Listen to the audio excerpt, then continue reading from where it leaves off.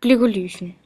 I glykolysen omdannes et molekyle, glucose, til 2 molekyler pyruvat, og der udvindes energi til at danne 2 molekyler ATP. Glykosens delprocesser. Glukose omdannes til glukose 6-fosfat. Processen er energikrævende, der bruges 1 ATP. Glukose 6-fosfat omdannes til fruktose. Fruktose 6-fosfat omdannes til fruktose 1,6 bifosfat. Processen er energikrævende, der bruges 1 ATP. Fruktose 1,6 bifosfat omdannes nu til 2 molekyler med hver 3 C-atomer, henholdsvis glycerolaldehyd 3-fosfat og dihydroxyacetonefosfat. Herefter går glycerolaldehyd 3-fosfat videre til glukosen. Dihydroxyacetonefosfat kan ved hjælp af et enzym omdannes til glycerolaldehyd 3-fosfat og derved også gå videre i glykolysen. Et molekyle glukose er altså nu blevet omdannet til 2 molekyler glycerolaldehyd 3-fosfat, der begge går videre i processen.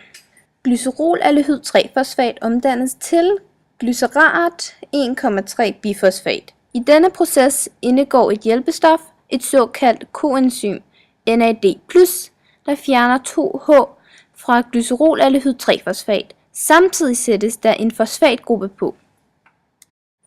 Glycerat 1,3 bifosfat omdannes til glycerat 3-fosfat. Ved processen fraspaltes fosfat, der udnyttes til at danne ATP, da der er 2 molekyler glycerat 1,3 bifosfat, dannes der også 2 molekyler ATP på dette trin.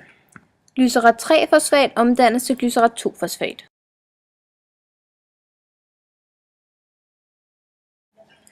Glycerat 2-fosfat omdannes til fosforinolpyruvat. Fosforinolpyruvat omdannes til pyruvat. Ved processen fraspaltes fosfat, der udnyttes til at danne ATP. Da der er 2 molekyler fosforinolpyruvat, dannes der også 2 molekyler ATP på dette trin. Der bliver i alt dannet 4 ATP ved glykolysen, men da også bruges 2 ATP i starten af processen, bliver nettoudbyttet altså 2 ATP per glukosemolekyle. Citronsyrecyklus. Citronsyrecyklus foregår i mitokondriernes matrix. Formålet med citronsyrecyklus er at fortsætte nedbrydning af glukose. Glukosen, som er en 6C-forbindelse, indeholder altså 6 carbonatomer omdannes til 2 C-forbindelser, der hedder acetyl-CoA. I citronsyrecyklus skal energien fra acetyl-CoA overføres til det sidste trin i respirationsprocessen, som hedder elektrontransportkæden. Dette sker ved hjælp af koenzymet NAD+. Når NAD+ optager 2 elektroner og 2H+ fra et molekyle i citronsyrecyklus, bliver det reduceret.